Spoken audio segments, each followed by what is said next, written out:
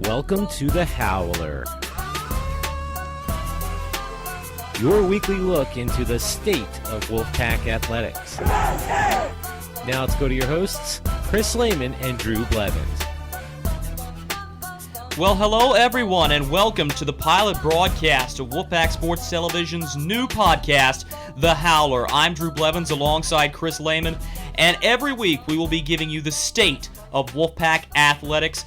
Chris and I are already radio hosts on 88.1 WKNC's Pulse of the Pack, as well as television personalities for Wolfpack Sports Television, so we are honored to be your hosts for this broadcast. Every week we will have a guest with us to give you the state of Wolfpack athletics, and this week's guest comes from the North Carolina State Wolfpack ice hockey team, number 2, Sam Banasiewcz. Sam, thanks so much for being with us. Hey, thanks for having me.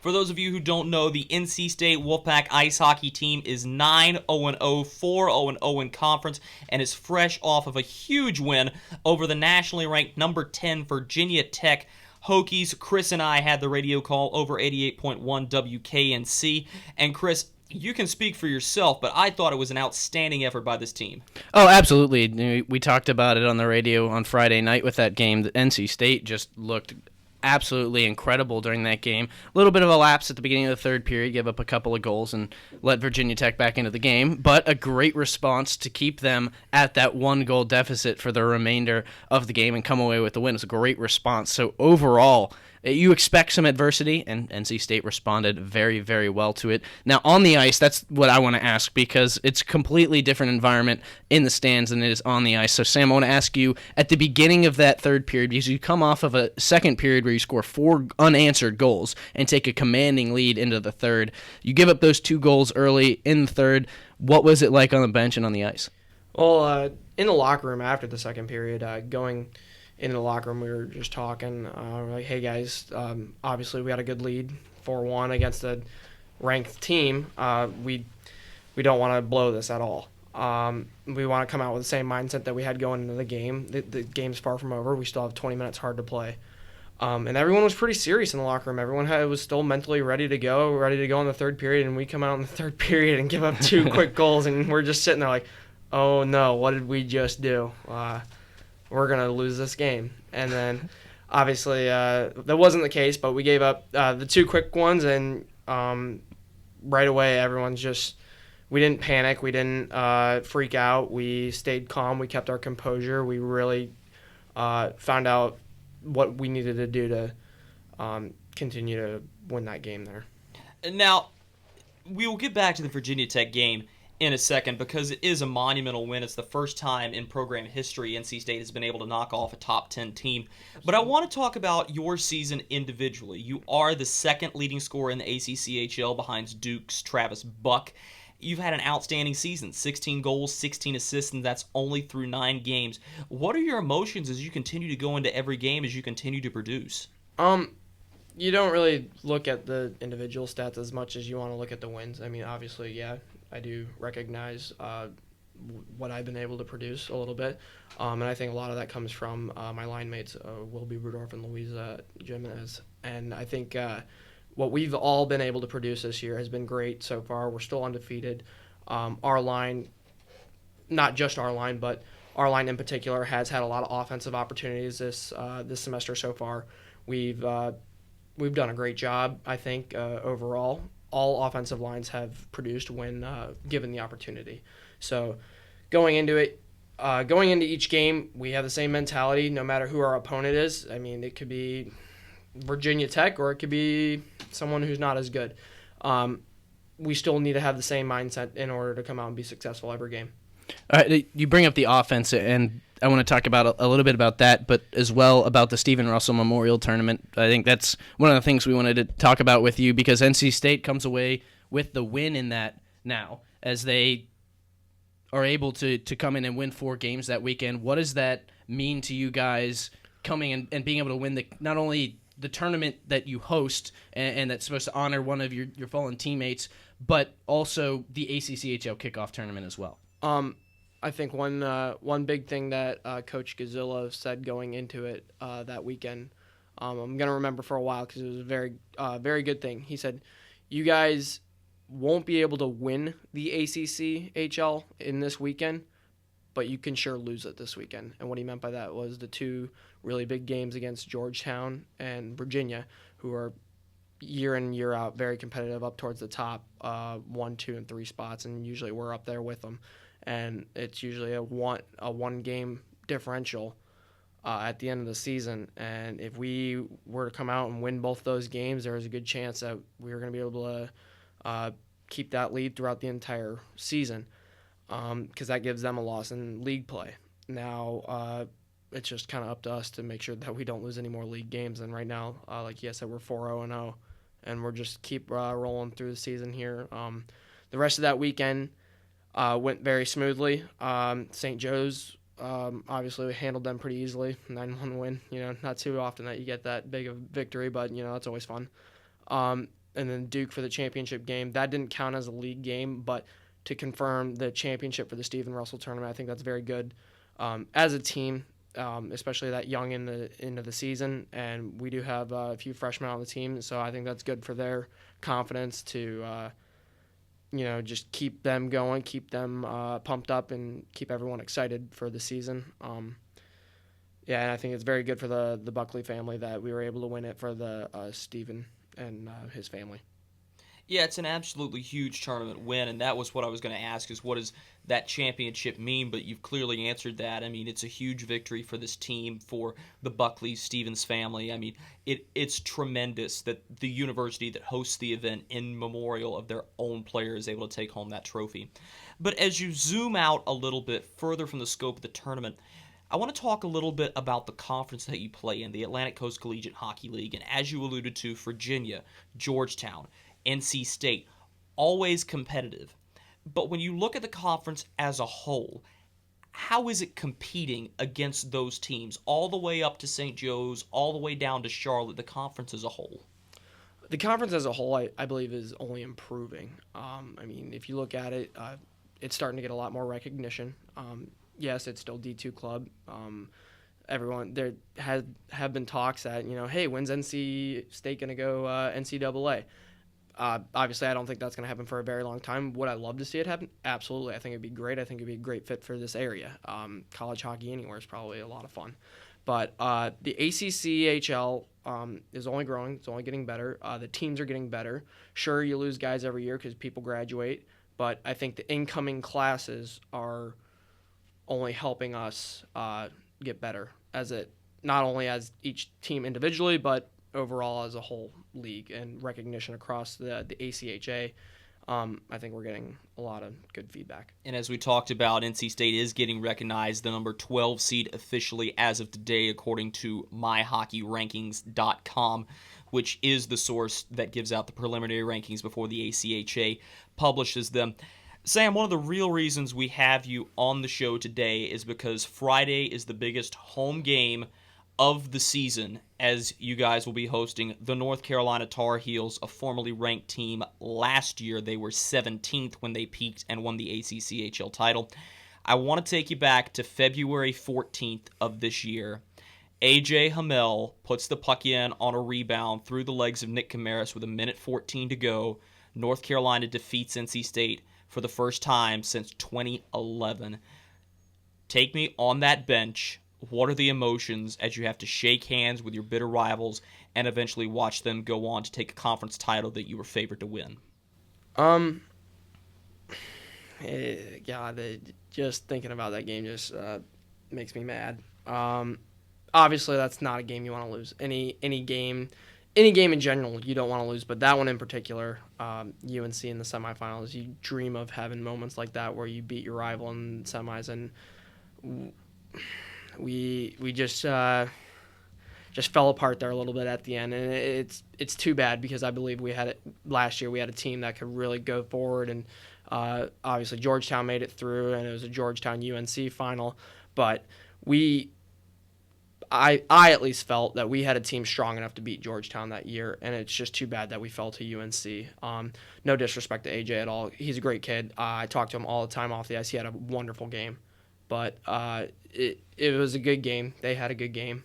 AJ, 4 goals, right? Yeah. He, No, he worked us that game, but he's a great kid on and off the ice. I talk to him all the time. We're looking forward to this game this coming weekend. We're really excited. Yeah, we're gonna have a big turnout. We're gonna have a lot of fans there. We're really hoping for a big crowd to turn out because that's what makes it fun. We're looking to get some revenge on this weekend. We want it. We want it bad. It is the league game, so it will count towards our standings, and we're just still hoping to make a name for ourselves the rest of this year and as the year goes on.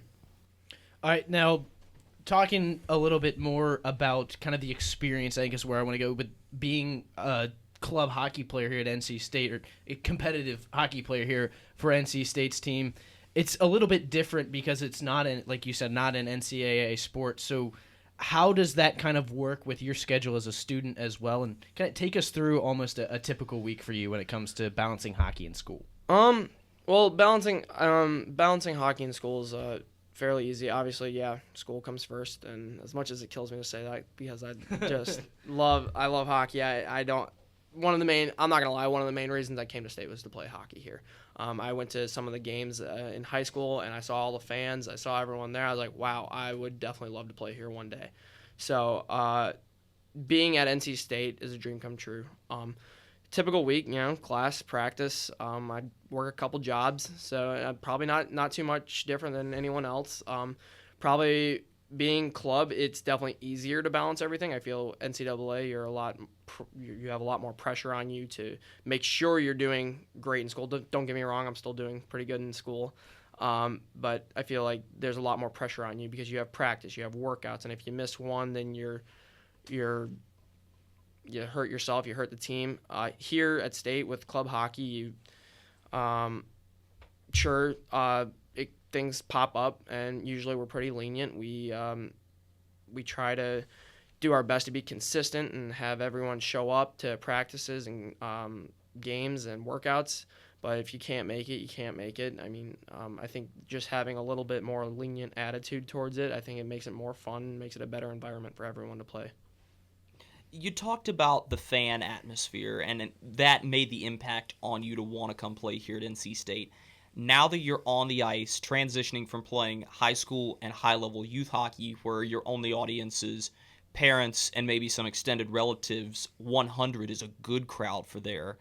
And then NC State sets the club sport attendance record last year with over 600 students and fans against North Carolina. What is that atmosphere like when you are out there and you literally cannot see through the glass because of the rows and rows of people? Well, let me tell you one thing. It makes it so much fun to go jumping on the glass once you score. I swear, it's a lot of fun. The fans really make the game for us. I mean, we do have a very unique campus atmosphere and sports atmosphere, at least. We do have a lot of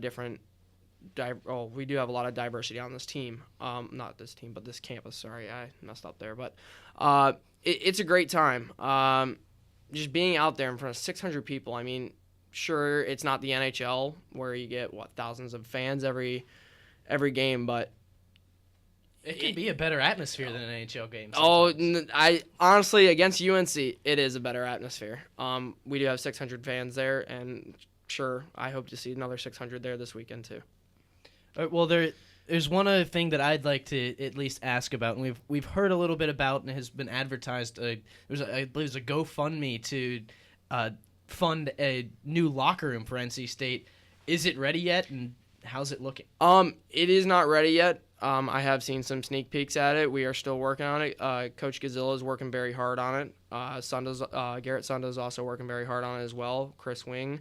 A lot of guys are putting in the effort that we need to get done. It is not done yet. There is not a timeline that we have set yet. Trust me, I want it just as bad as the fans want it.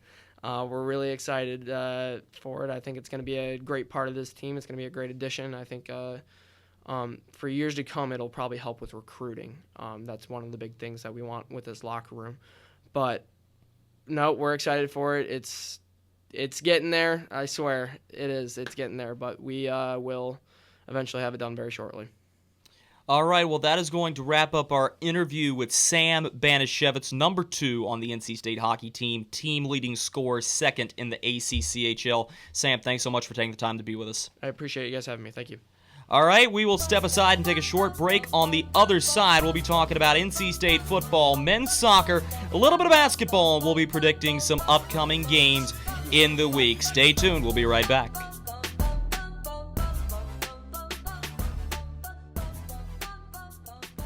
Welcome back to the Howler. I'm Drew Blevins alongside Chris Lehman. You just heard from Sam Banasiewcz of the NC State hockey team. And Chris, before we get into the rest of NC State sports, I mean, this guy, Sam Banasiewcz, is an outstanding hockey player, and he's proven it this year. And this is a team that could do something special. Oh, yeah, and the thing that really sticks out to me, and something not necessarily that wasn't there, but I don't think wasn't as strong in the past, and something I've heard not just Sam Banasiewcz, but other guys on this team talk about it as well, is as working as a team. Everything's about a team. It's not like he's 32 points in 9 games, 16 goals. That's almost 2 goals a game. That's unreal. But it's about this team is winning. We are winning. And that, I think, is what sets this team apart, is they do it for each other. It's not a selfish thing. Well, and you say team, and I think you're absolutely right. This entire roster has had to pull together. I'm looking at only 2 guys, 3 if you count the injury to Calvin Stone, that are rostered and have not played, and that's Ryan Zipatelli and Thomas Chapman.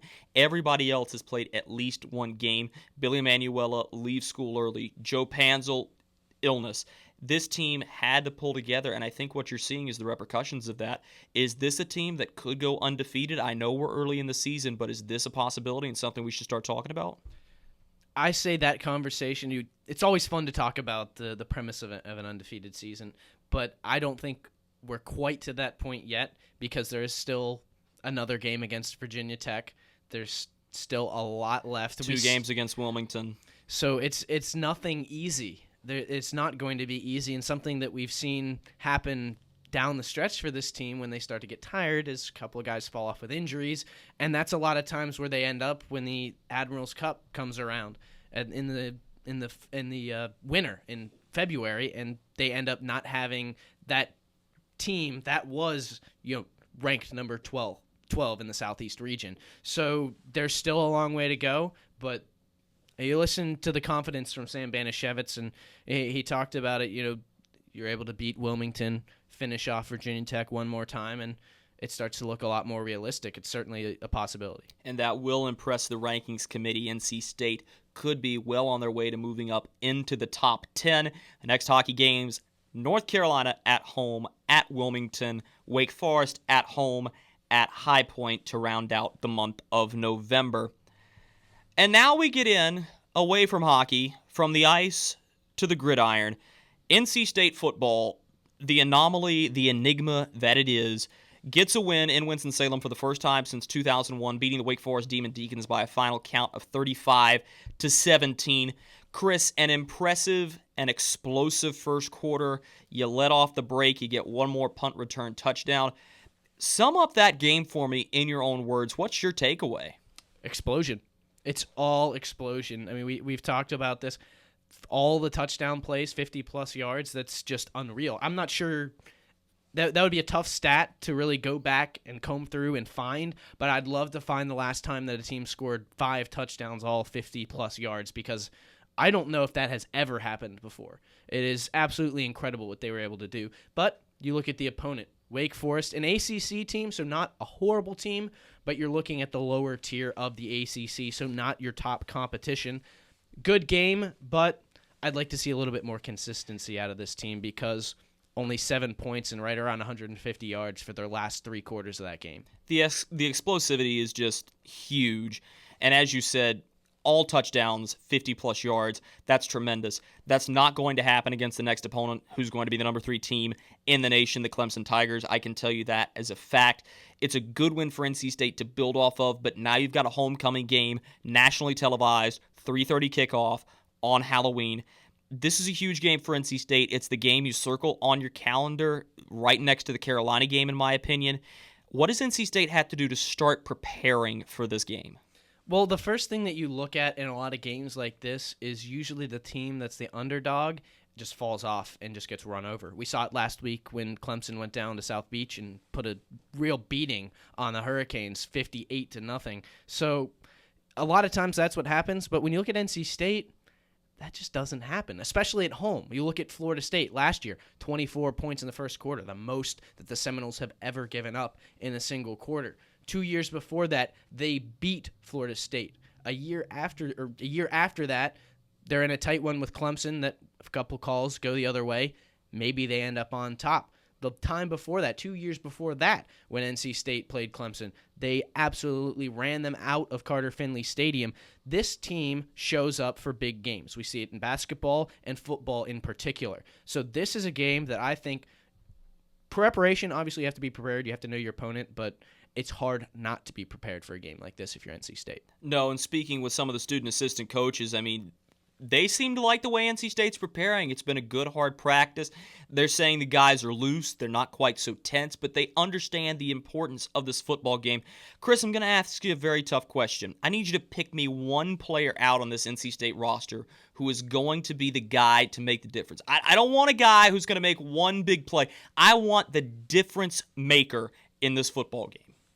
Well, I'm going to cheat a little bit here and give you a difference maker both offensively and defensively. That's fair. But I think it has to be Jacoby Brissett on offense because he is the catalyst. You look at what he was able to do against Florida State last year. He put NC State in a great position to win that game, and they couldn't quite hold off Florida State when it came down to fourth quarter time. But he does that. He shows up for those kind of games, almost like your typical NC State player. I think we're going to see a great game out of him. I think you see on that first touchdown pass he throws against Wake Forest, he has to break a tackle and make a play. He did that a couple times last year against Florida State.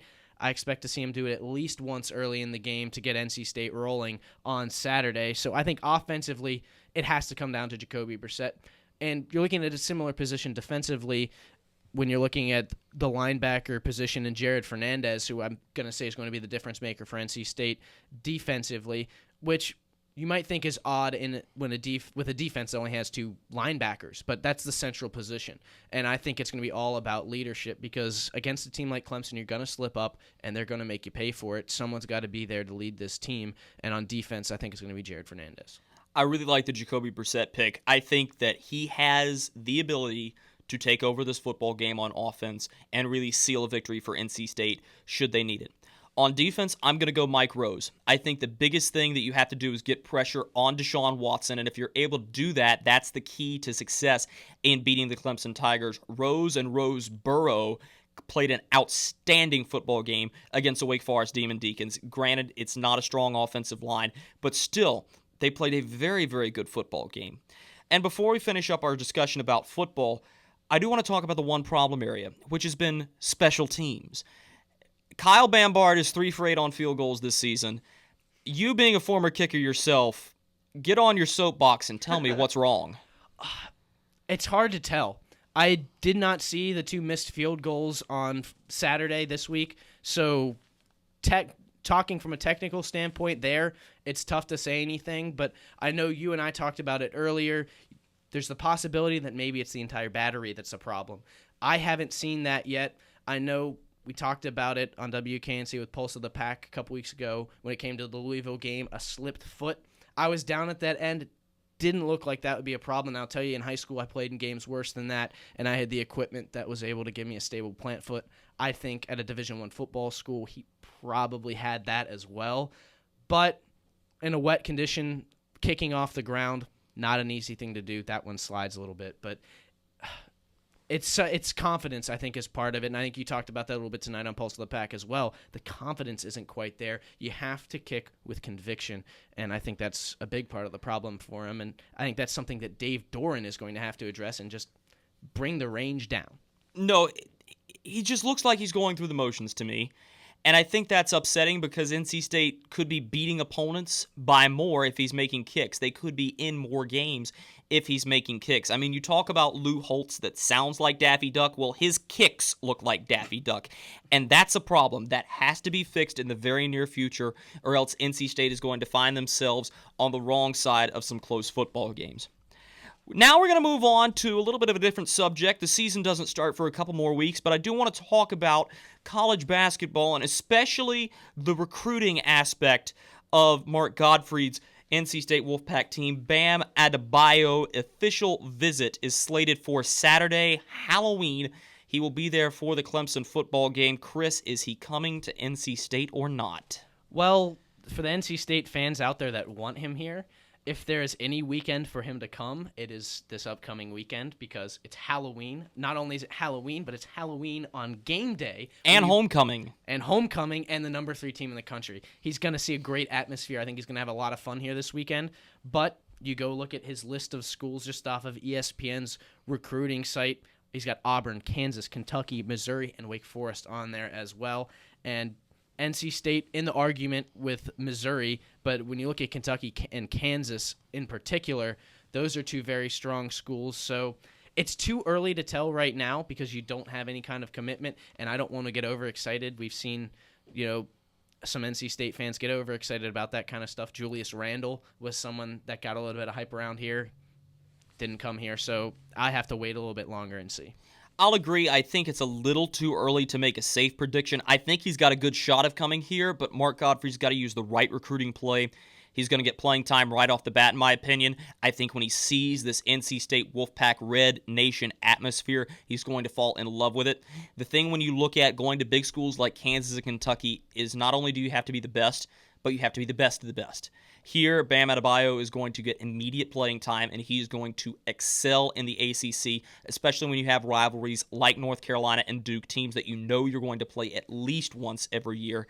I think that's a good selling point. There are a lot of good reasons for him to come to Raleigh and start his basketball career here.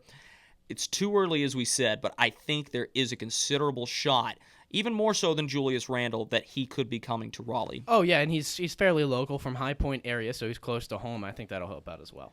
And the final sport we're going to talk about is a team that maybe not a lot of people know about because it's not nearly as important of a sport in the United States of America. That's the men's soccer team.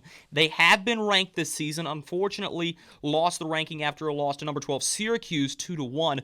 Over the weekend, they will finish up the regular season against number 3 Clemson to end the regular season as they head towards the ACC tournament. Chris, this has been a team that has been a little bit of an enigma, but they found ways to tie game. They found ways to win games, and that's important. Yes, and it's going to be a lot up to the defense. And when we take a look at what the defense did against Syracuse on last Friday's game, wasn't quite as good. I don't expect that out of them in the final regular season game. And senior day for your goaltender, McCauley, who is really a big catalyst on this team. I expect them to play very well in this game, but like you said, it's number 3 team in the country. Not an easy game. This is one that if you're NC State, you try and win 1-0 or bring to a draw at 0-0 or 1-1. I completely agree. I want to see this team go far in the postseason for their goaltender, Alex McCauley. I think he's been a tremendous asset to this Wolfpack team throughout the course of his career. Goaltending is going to be tough to replace. They're expected to make the ACC tournament. There's still a little bit of an iffy scenario, possibly if Virginia Tech or Pittsburgh can pull off a couple of statistical miracles, but NC State should be in the ACC postseason. That'll be a tough matchup. They would have to face number 1 Wake Forest, number 1 in the ACC, number 1 in the NCAA. That's a tough matchup for them. Overall, I like this team. I like their grittiness. I like the fact that they sort of have this island of misfit toys complex. And I look at that. Everybody on this team plays. Everybody on this team contributes. And I think that's exceedingly important. Against number 3 Clemson, you're going to have to give your best foot forward. This is the last opportunity you get to make an impression on the NCAA tournament committee and the last shot to try to rise a little bit statistically in the ACC tournament. Yeah, I think, if you're NC State, at this point, you've done just about everything you can do. You can't take anything back you haven't done, so go out there, put everything out there on the pitch, and see what happens. Well, Chris, before we sign off, we're going to institute our new ending tradition, and that will be predictions. And we will go throughout the realm of sports, 5 points on the line here this evening during predictions. We're going to start off with men's soccer. I just need a winner for all of these. Men's soccer, NC State, number 3 Clemson, win-loss, and since it's soccer, I'll even put in a tie. That one, I'm going to be optimistic. I'm going to say a tie. I think NC State's going to find a way to put one in the back of the net, and that'll be enough to at least pull out a tie. There's a chance for a win, but I think best case scenario, I'm going to go with a tie for the Wolfpack. You know what? I've never been one to have a lot of faith in NC State athletics, as has been shown by what I've picked in previous weeks. I'm going to go with Clemson wins this one. It's going to be close. I've got Clemson 2-1. Next up, we move to Sam Banisiewicz's team. Does NC State hockey pull out the win against North Carolina? Absolutely. They're in top form right now. They want revenge. They want it badly, and the offense is primed and ready for a blowout against North Carolina on Friday. Couldn't agree more. I've got NC State by a touchdown, and we're talking about hockey, not football. Moving on to football, though, College Game Day is in Philadelphia, Pennsylvania. Temple versus Notre Dame. Big game for the Owls. Does number 23 get it done? I'm going to go with no. I think Notre Dame has suffered really their biggest loss of the season against Clemson. I think that's about it. They're going to rebound, and from there on, they're just going to get better. I have Notre Dame over Temple. I think losing your quarterback is a very big problem for Notre Dame. I haven't been overly impressed with the way they've played. I'm going the Owls in Philadelphia get the upset. The game that College Game Day thought about going to, Washington State, UCLA. This could be for the Pac-12 North. Who you got? I had to go with UCLA in this one. The game will be in Washington, but I got to like a new Heisel club. I'm going UCLA. And finally, our last prediction, NC State hosting number 3 Clemson. Do we see a top 5 team fall? I'm going to be hopeful as a senior here. I saw that happen against Florida State as a freshman. I want to see it one more time. I'm going to pick NC State to find a way to win. See, you were lucky enough to be here for that Florida State game. I was not. I think this NC State team is going to give Clemson a run for their money, but I have Clemson making the college football playoff. I think the Tigers win this football game, but by a whole lot less than you think. Chris, it has been an excellent pilot broadcast. Thanks to Sam Banasiewcz, our technical producer, Chuck Givens. Chris, any final thoughts? It's been a very great time doing this. I'm looking forward to many more. Well, we will be right back next week on The Howler. Signing off for Chris Lehman and the rest of our technical crew, I'm Drew Blevins. You've been listening to The Howler, giving you the state of Wolfpack athletics. We'll see you next week. Thanks for listening to The Howler, a service of Wolfpack Sports Television. Find out more at go.ncsu.edu/sports.